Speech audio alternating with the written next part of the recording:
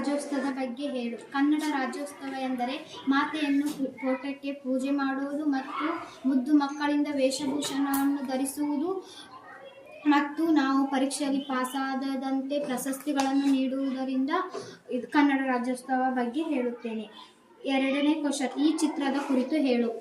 ಒಂದು ಹೊಲವಿದೆ, ಅದರಲ್ಲಿ ಕಬ್ಬು ಮತ್ತು ತೆಂಗಿನ ಗಿಡಗಳನ್ನು ಬೆಳೆಸಿದ್ದಾರೆ. ಹಾಗೆ ಅಲ್ಲಿ ನಡೆಯಲು ದಾರಿ ಕೂಡ ಇದೆ ಮತ್ತು ಅಲ್ಲಿ ಮನೆಗಳು ಇವೆ. 3ನೇ ಕ್ವಶನ್, ನಿನಗಿಷ್ಟವಾದ ಒಂದು ಕಥೆಯನ್ನು ಹೇಳು. ನನಗೆ ಇಷ್ಟವಾದ ಒಂದು ಕಥೆ, ಒಂದೂರಿನಲ್ಲಿ ಒಬ್ಬ ಮುದುಕಿ ಇದ್ದಳು. ಅವಳು ಕಾಡಿನಲ್ಲಿ ದಾಟಿ ಅವಳ ಮಗಳ ಮನೆಗೆ ಹೋಗಬೇಕಿತ್ತು. ಅವಳ ಮನೆಗೆ ಕಾಡಿನಿಂದಲೇ ದಾಟಿ ಹೋಗಬೇಕಿತ್ತು. ಅಲ್ಲಿ ಕಾಡಿನಲ್ಲಿ ಸಾಕಷ್ಟು ಹಲವಾರು ಪ್ರಾಣಿಗಳು ಇರುತ್ತಿದ್ದವು. ಅವು ಪ್ರಾಣಿಗಳೆಂದರೆ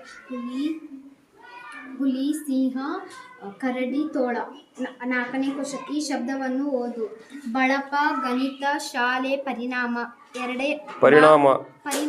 ಪರಿಣಾಮನ ಏನು ನೋಡು ನೀಟಾಗಿ. ಪರಿಮಾಣ. ಭಾಗ 2, ಓದುವುದು.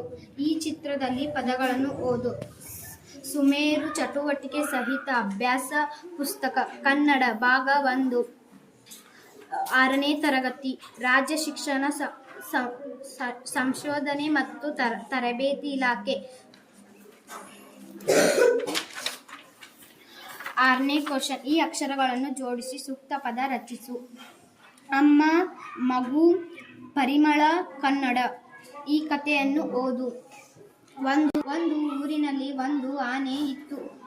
ಈ ಆನೆಗೆ ಒಂದು ಗುಬ್ಬಚ್ಚಿ, ಒಂದು ಎಮ್ಮೆ, ಒಂದು ಹುಡುಗ ತಿಮ್ಮ, ಹೀಗೆ 3 ಗೆಳೆಯರಿದ್ದರು.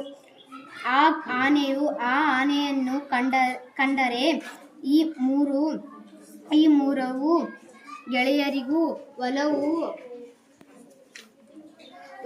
ಅಬ್ಬಬ್ಬಾ, ಆನೆಯ ಎತ್ತರ, ಅದರ ದೊಡ್ಡ ದೇಹ, ಅಗಲವಾದ ಕಿವಿ, ಸಣ್ಣ ಕಣ್ಣು, ತೊಗಲಾಡುವ ಸೊಂಡಿಲು, ಬೆಳೆಗೆ ಹೊಳೆಯುವ ದಂತ ಎಲ್ಲವೂ ಅವರಿಗೆ ಅಚ್ಚುಮೆಚ್ಚು. ಒಂದು ದಿನ ಆ ಊರಿಗೆ ಕತ್ತಲಲ್ಲಿ 2 ಕಳ್ಳರು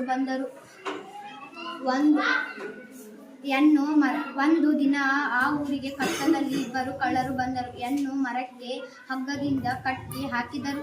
ಆ ಆನೆಯ ದಂತವನ್ನು ಕೊಯ್ಯಲು ಹವಣಿಸಿದರು. ಅದೇ ಮರದ ಮೇಲೆ ಆನೆಯ ಗೆಳೆಯ ಗುಬ್ಬಚ್ಚಿ ಕೂತಿತು.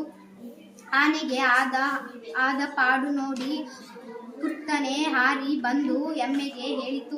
ಕೂಡಲೇ ಎಮ್ಮೆ ತಿಮ್ಮನಿಗೆ ತಿಳಿಸಿತು. 3ನೇ ಭಾಗ, ಬರೆಯುವುದು. ಒಂದು ಕಾಡಿನಲ್ಲಿ ಸಿಂಹ ರಾಜ ವಾಸವಾಗಿದ್ದವು. ಅವನು ಒಂದು ದಿನ ಕಾಡಿನ ಎಲ್ಲ ಪ್ರಾಣಿಗಳ ಸಭೆ ಆಹ್ವಾನಿಸ ಪ್ರತಿದಿನ. ಈ ಚಿತ್ರದ ಕುರಿತು 4 ವಾಕ್ಯ ಬರೆಯಿರಿ. ನಾವು ಎಲ್ಲರೂ ಕ್ರೀಡಾಕೂಟಕ್ಕೆ ಹೋಗಿದ್ದೆವು. ಅಲ್ಲಿ ಬಹಳಷ್ಟು ಪ್ರಶಸ್ತಿ